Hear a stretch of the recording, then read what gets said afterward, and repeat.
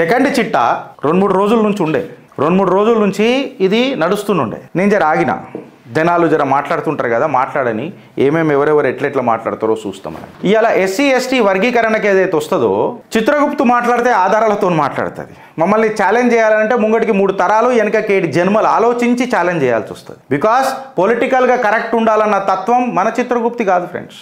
రాజ్యాంగబద్ధంగా ఉండాలన్న తత్వం, నైజం, తపస్సు చిత్రగుప్తుది. సో మీ ఆధారాలతో మన చిత్రగుప్త 6+1 అంటే 7 బెంచ్ల ధర్మాసనం వాళ్ళు వెనకటికి ఇచ్చిన తీర్పుని తిరగరాస్తూ ఒక చరిత్రాత్మకమైన ఒక తీర్పు ఇచ్చిండ్రు. ఎస్సీ ఎస్టీ కేటగరైజేషన్ మీద తీర్పు ఇచ్చిండ్రు. ఇన్ఫ్యాక్ట్ గిరీష్ దారముని, నేను వ్యక్తిగతంగా చెప్తున్నా, ఇది నా వ్యక్తిగతకు సంబంధించిన విషయం, ఇది నేను మాట్లాడుతున్నా. ఆ హక్కు కూడా నాకు రాజ్యాంగం కల్పించింది. భావ ప్రకటన స్వేచ్ఛ నాకు ఇచ్చింది దేశం. ఈ రిజర్వేషన్ అనేది నిజంగా ఏడాదాకా వర్తించాలా, ఎవరెవరికి ఇవ్వాలా, ఎందుకు ఇవ్వాలా? క్లాస్ బేస్డ్ రిజర్వేషన్ని క్యాస్ట్ బేస్డ్ రిజర్వేషన్ లాగా రాజకీయ నాయకులు ఎందుకు తీసుకొచ్చిండ్రు? ఇవాళ రిజర్వేషన్ అనేది బడుగు బలహీన వర్గాల ఆశాజ్యోతి లెక్క మారిందా, లేకపోతే ఆషాఢ మాసం సేల్ అయిందా రిజర్వేషన్ అనేది డిస్కౌంట్ ఇచ్చి అనేది ఇవాళ పెద్ద క్వశ్చన్. ఈ క్వశ్చన్కి ఎవడు ఆన్సర్ ఇస్తాడని చెప్పి నేను మాట్లాడుతున్నాను. ఎందుకంటే చరిత్ర దగ్గరకు పోయి మాట్లాడితే as per the article 15 of class 4, 5 and 6 ఒక గవర్నమెంట్ ఎడ్యుకేషనల్ ఇన్స్టిట్యూషన్స్లలో మనకు రిజర్వేషన్ కల్పిస్తుంది. Article 16 and of the sub class 4 and 6 government జాబ్స్లలో రిజర్వేషన్ ఇస్తుంది. As per the article 334 legislations అంటే పార్లమెంట్ ఇంకా స్టేట్ పాలిటిక్స్లలో కూడా ఈ రిజర్వేషన్స్ అమలవుతుంది అని చెప్పి రాజ్యాంగం మాట్లాడుతుంది. నేను రాజ్యాంగం గురించి గిరీష్ దారముని నీ అభిప్రాయం నువ్వు చెప్పానంటే నేను ఒక పాజిటివ్ డిస్క్రిమినేషన్ అని అంట. ఈ రిజర్వేషన్ అనేదే కంప్లీట్ రిజర్వేషన్. ఆయనకి ఇచ్చి నాకు ఇవ్వకపోతేనే కదా లొల్లి, నేను ఎవడికి ఇయ్య అంటే లొల్లేడు ఉన్నది ఇక్కడ. సో ఈ రిజర్వేషన్ అనేది ఆనాటి నుంచి ఈనాటి దాకా వచ్చిన ఒక పాజిటివ్ డిస్క్రిమినేషన్. సో ఇప్పటిదాకా ఎడ్యుకేషనల్ ఒక ఎస్టీకి దొరికింది, ఒక ఎస్సీకి దొరికింది, ఓబీసీ వర్గాలకు దొరికింది. భారతీయ జనతా పార్టీ 2019లో ఒక కొత్త తీసుకొచ్చింది with an additional point of 10% of economic weaker sections reservation. అవి వెల్కమ్ ది మూవ్. ఎందుకంటే క్లాస్ బేస్డ్ రిజర్వేషన్స్ ఉండాలా అని చెప్పి ఆనాడు కూడా మహనీయుడు బాబాసాహెబ్ అంబేద్కర్ దాన్ని రాజకీయ ఓటు బ్యాంకు కోసం ఈ కాంగ్రెస్ క్యాస్ట్ బేస్డ్ రాజకీయం చేసుకుంటూ వచ్చింది. తీర్పిచ్చి ఓబీసీలలో కేటగిరీలు తీసుకొని వచ్చింది. ఓవరాల్గా ఇవాళ ఎంత అయిపోయింది అని అంటే 59.5% అయింది. ఇవాళ భారతదేశంలో మీరు నమ్ముతారా ఫ్రెండ్స్, 60% ఆఫ్ ది సీట్స్ ఏదైతే భారతదేశంలో ఉన్నాయో అవి కంప్లీట్గా రిజర్వేషన్స్కి సంబంధించిన సీట్స్ ఉన్నాయి. అంటే 60% are reserved seats, 3% are reserve for the physically disabled or physically challenged or the special privileged children. Scheduled caste and scheduled tribes have a 15% quota. SCs are given 15% quota in jobs higher educationals while scheduled tribes are given 7.5% quota. Tribes ki 7.5, caste లకు 15%. మళ్ళీ లెక్క ప్రకారం tribes ఇంకా వెనకబడి ఉంటారు కదా. లాజికల్గా మాట్లాడదాం ఇవాళ. ఇప్పుడు ఈ reservation which is provided with respect to the direct recruitment అనేది అయితే మనం మాట్లాడతామో ఇది కేవలం రిక్రూట్మెంట్లకు కాకుండా ప్రమోషన్స్కి కూడా. ఇక్కడనే నాకు కాలేదని అంటున్నా వ్యక్తిగతంగా. ఒక మనిషిని ముంగటికి తీసుకోవడానికి కావాల్సింది ఒక లిఫ్ట్. ఆ లిఫ్ట్ ఇచ్చినాక కూడా నాకు కాలు కూడా లేస్తలేదు, నన్ను ముంగటికి నెప్పు నువ్వు లిఫ్ట్లకేని అని అంటే ఇక స్ప్రింగులు పెట్టాలా ఇది లోపలికేని. ప్రమోషన్ అనేది తన నైపుణ్యంతో రావాలా, ప్రమోషన్ అనేది తన ప్రతిభతో రావాలా, ప్రమోషన్ అనేది తన స్కిల్తో రావాలా. Because that I have belonging to some OBC or SC ST I don't get నాకు మెరిట్ మీద ప్రమోషన్ ఉండాలా. ఫైన్, నీకు ఉద్యోగానికి రానికే నిన్ను లిఫ్ట్ తీయనికే ఈక్వాలిటీ, ఈక్విటీ, దాని తర్వాత ఏదొస్తుంది ఫ్రెండ్స్, లిబరేషన్. నేను అదే మాట్లాడుతున్నా నా స్లైడ్లో, నేను అదే మాట్లాడిన ఫస్ట్ స్లైడ్లో. ఈక్విటీ ఏమున్నది, ఈక్వాలిటీ ఏమున్నది, లిబరేషన్ ఏమున్నది. నువ్వు ఈ లిఫ్ట్ తర్వాత నువ్వు తీసుకొచ్చి ప్రమోషన్లో కూడా ఇస్తానంటే లేదా.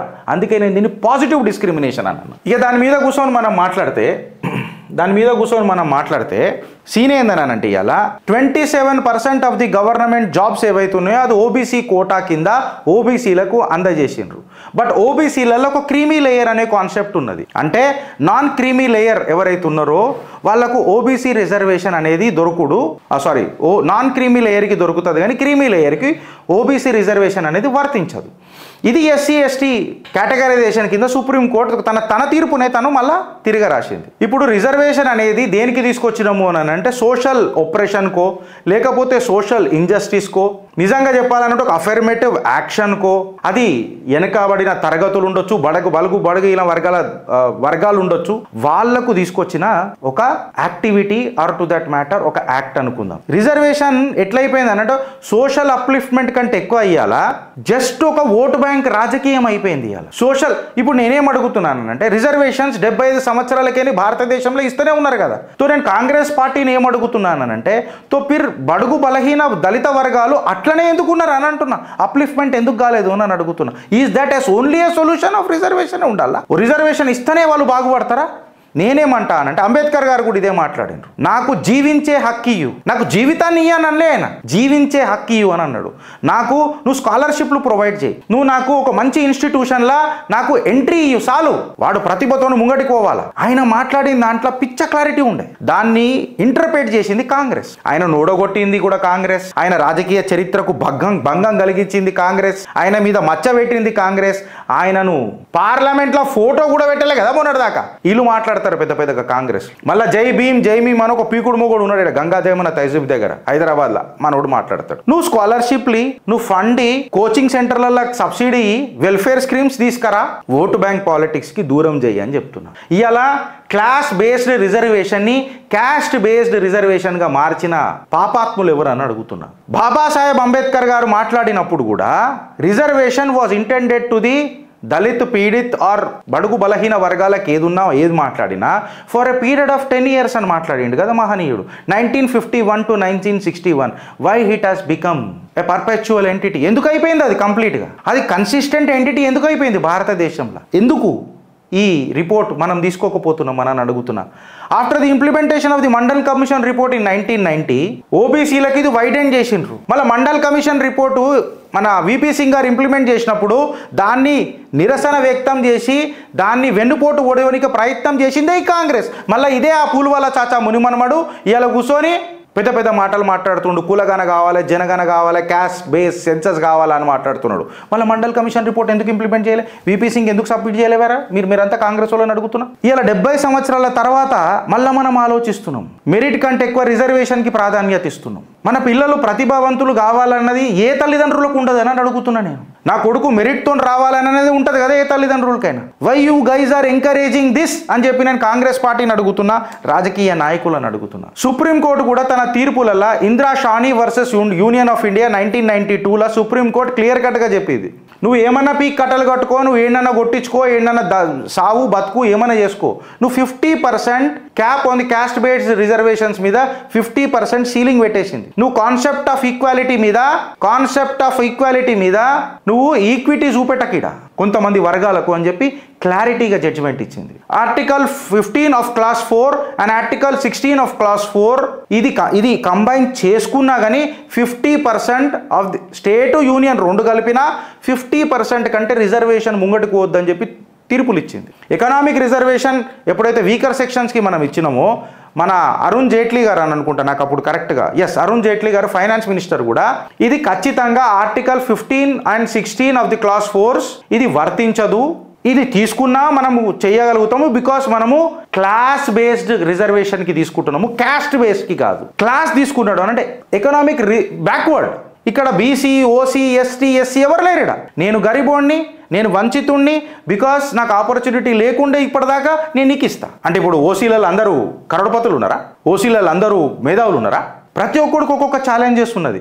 ఈ 50% సీలింగ్ అనేది మీ నెత్తిలకు ఎక్కించుకోరు ఫ్రెండ్స్. ఈ రాజకీయ నాయకులు ఏం మాట్లాడినా వాళ్ళు Schedule 9 Schedule 7 మాట్లాడతారు. నాకు కరెక్ట్ గుర్తొస్తలేదు, రెండుట్లేదో ఉంటుంది.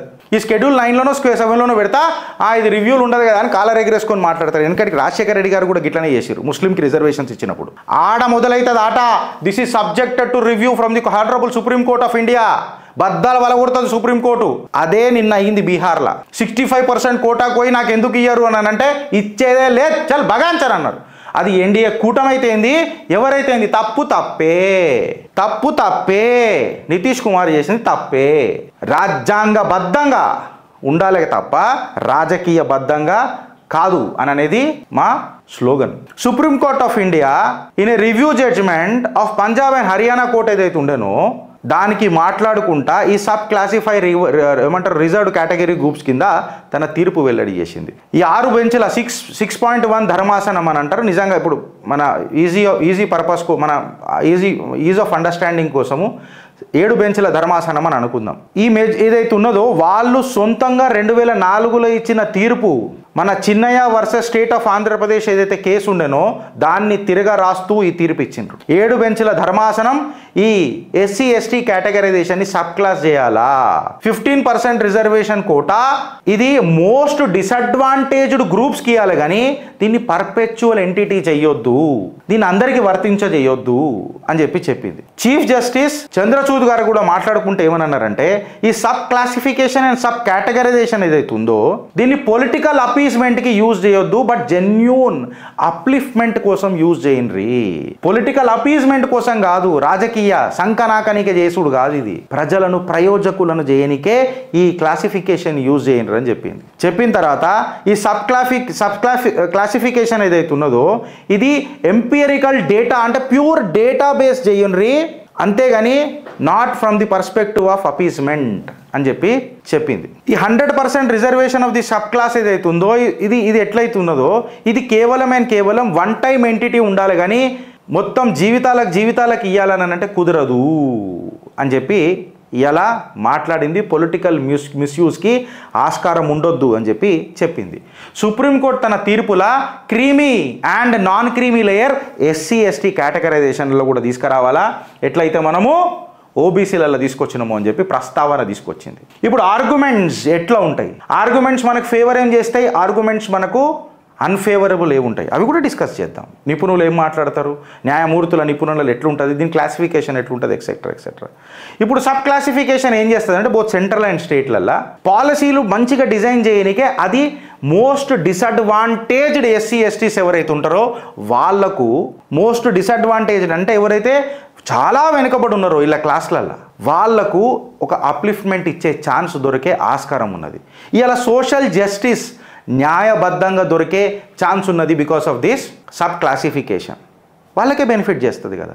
ఇలా ఆర్గ్యుమెంట్స్ అగెయిన్స్ట్ ఏమున్నాయి అని అంటే ఈ హోమోజీనిటీ ఆఫ్ ఎస్సీ అండ్ ఎస్టీస్ని మనం ఎట్లా తీసుకుంటాం, బికాస్ క్రిటిక్స్ ఏమని ఆర్గ్యూ చేస్తారు, ఎస్పెషలీ ఈ రిజర్వేషన్లు ప్రోత్సహించేటోళ్ళు ఎట్లా చేస్తారని అంటే మనం యూనిఫామ్ స్టేటస్ ఆఫ్ ఎస్సీ ఎస్టీస్ అని మాట్లాడుకుంటాం కదా, according to the presidential list కింద దీన్ని మనం ఎట్లా కౌంటర్ చేస్తామని చెప్పి మాట్లాడతారు. ఇలా ఎన్నో కన్సర్న్స్ మాట్లాడతాం సబ్ క్లాసిఫికేషన్ కింద. Inequalities of the SC community మీద దీన్ని ఎట్లా పొటెన్షియల్ ఆఫ్ ఇన్ఈక్వాలిటీని ఎట్లా అట్రిబ్యూట్ చేస్తావు అని చెప్పి మనం మాట్లాడతాం. Significance of the supreme court ఈడ కికిన్ అవుతుంది, ఈడ లాజిక్ ప్లే చేస్తుంది. ఎట్లానంటే తన previous judgment of 2004 Chennaiah versus state of ఆంధ్రప్రదేశ్కి సంబంధించిన జడ్జిమెంట్లనే మాట్లాడుకుంటా వాళ్ళు ఏదైతే ఇది ఉండేనో ఏది మన reservation process of the unconstitutional ఇదైతే ఉండేనో, ఒక్క నిమిషం ఆర్టికల్ నాకు గుర్తొస్తలేదు ఫ్రెండ్స్. ఎస్ ఏదైతే ఆర్టికల్ 341 ఆఫ్ ది కాన్స్టిట్యూషన్ ఉన్నదో దాన్ని బేస్ చేసుకొని మాట్లాడుకుంటా chief justice of India stated that the new ruling of the sub classification scheduled క్యాస్ట్లకు షెడ్యూల్డ్ ట్రైబ్లకు సంబంధించి will not violate the article 14 or the 341 of the constitution అని చెప్పి గిరీష్ ధరముని గారు మాట్లాడుతున్నాడు. ఈ మాట సాక్షాత్తు భారతదేశ అత్యున్నత న్యాయస్థానం honourable chief justice of India Shri Chandrachud గారు మాట్లాడిన మాటలు చిత్రగుప్త ముంగడికి తీసుకొచ్చింది.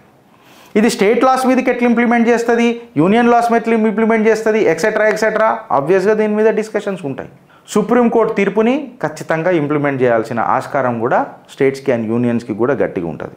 ఇప్పుడు పంజాబ్ అండ్ హర్యానాలో ఇచ్చిన తీర్పును కూడా classification and sub classification or to that matter categorization మీద దీని మీద కూడా ఖచ్చితంగా అప్హోల్డ్ చేసుకుంటా సుప్రీంకోర్టు ఇలా ఈ డెసిషన్ని చేసింది.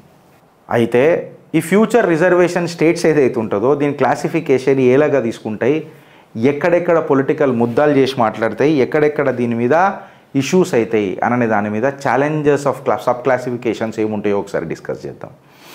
ఇలాలో ఫర్ ఎగ్జాంపుల్ హోమోజినిటీ అని మాట్లాడుతున్నప్పుడు, సబ్ క్లాసిఫికేషన్ అని మాట్లాడుతున్నప్పుడు అత్యంత వెనుకబడిన డిప్రైవ్డ్ సొసైటీ ఎవరున్నారు ఈ సబ్ క్లాసిఫికేషన్ల సర్వే చేసినప్పుడు ఇందులో అవకతవకలు జరిగే ఛాన్సెస్ ఉంటాయి. ఇంపీరికల్ ఎవిడెన్స్ని తీసుకొచ్చినప్పుడు అబ్సల్యూట్ డేటాతో కంపేర్ చేసి చూస్తున్నప్పుడు ప్రాక్టికల్ సినారియోలు అనాలిసిస్ చేసి చూస్తున్నప్పుడు ఈ డిస్క్రిపెన్సీ మనకు కనబడే ఛాన్సెస్ ఉంటుంది. ఇది పెద్దగా కాంప్లెక్స్ మనకు కనబడే ఛాన్స్ ఉంటుంది. Severe criticism from the political groups. ఒక రాజకీయ ముద్దా చేస్తారు, ఎస్పెషలీ రాహుల్ గాంధీ డిఎన్ఏలకి పుట్టిన ఆ కార్యకర్తలు, ఆ పార్టీలు. మళ్ళీ దళితులకు ఎవరైనా అన్యాయం చేసింది అనంటే ఎవరనంటే అది కాంగ్రెసే. దళితుల దళపతి అంబేద్కర్నే అవమానించిన చరిత్ర ఇల్లది. ఇంకా దళిత వర్గానికి వీళ్ళు న్యాయం ఏం చేస్తారని నేను అడుగుతున్నాను. Stay tuned with Chitragupt friends.